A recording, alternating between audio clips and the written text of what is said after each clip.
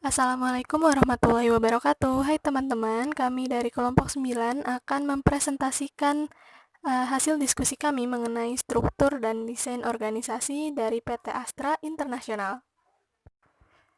Di kelompok 9 ini ada saya sendiri, Nabila, kemudian Trista Adisrona, ada juga Rufaidah Izdiharbillah, dan Anita Sepdulina Manik.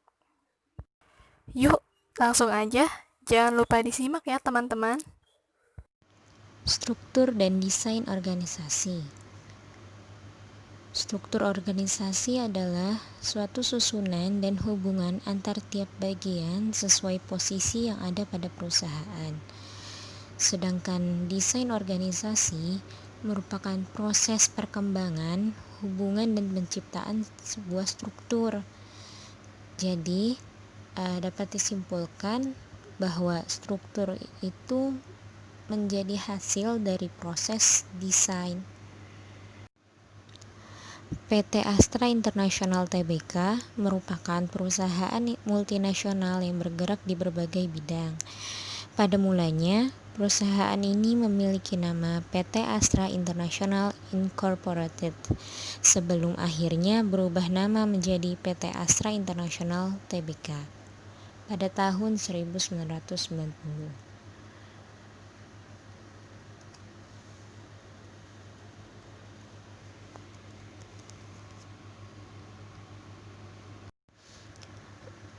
Ruang lingkup kegiatan perseroan meliputi perdagangan umum, perindustrian, jasa pertambangan, pengangkutan, pertanian, pembangunan, dan jasa konsultasi.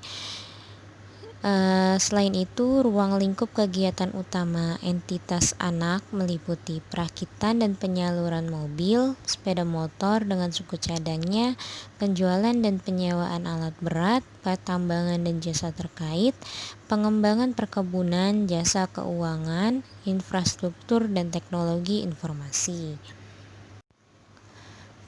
Pada struktur organisasi PT Astra International Tbk,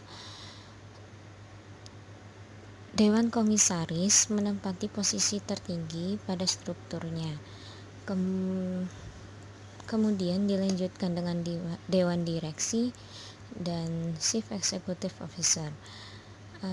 Selain itu, terdapat juga berbagai komite-komite seperti komite eksekutif, komite audit, dan komite nominasi dan remunerasi.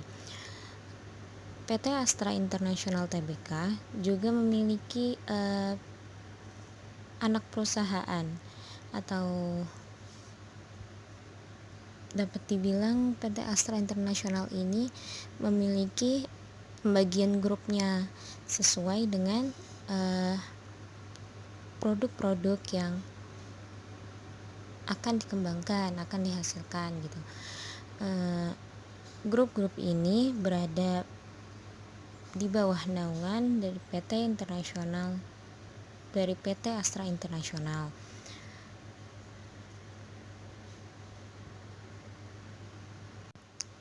Seperti yang sudah dijelaskan tadi, grup ini itu terbagi berdasarkan beberapa bidang. Yang pertama mengenai perakitan dan pembuatan motor maupun mobil, itu ada grup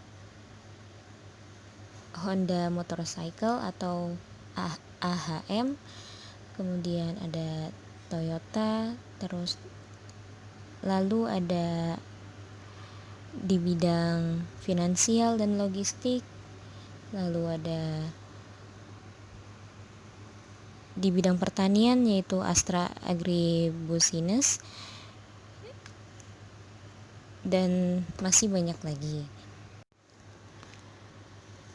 Selain grup-grup yang sudah disebutkan tadi, PT Astra Internasional juga menaungi sebuah yayasan yang dibentuknya sendiri. Jadi selain membentuk grup penghasil produk, PT Astra Internasional juga membentuk sebuah yayasan, yaitu Yayasan Astra. Di antaranya ada Yayasan Pendidikan Astra, Yayasan Dharma Bakti Astra, dan juga Yayasan Astra Bina Ilmu. Terdapat 6 elemen yang perlu diperhatikan oleh para manajer ketika hendak mendesain suatu struktur organisasi perusahaan. Di antaranya, yang pertama, spesialisasi pekerjaan. Spesialisasi pekerjaan yaitu pembagian tugas dalam suatu organisasi dibagi ke dalam beberapa pekerjaan tersendiri. Maksudnya, setiap posisi yang ada di dalam struktur, setiap posisi atau bagian yang ada dalam struktur tersebut memiliki tugasnya masing-masing, seperti dewan direksi,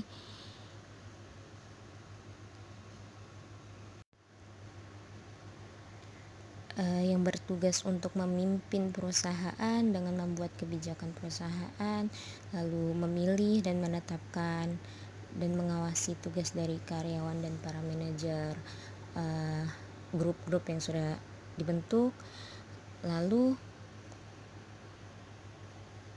menyusun anggaran tahunan perusahaan dan tentunya membuat laporan kinerja perusahaan pada para pemegang sahamnya.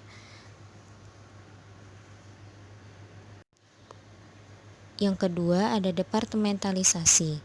Departementalisasi merupakan dasar yang dipakai untuk mengelompokkan pekerjaan secara bersama-sama.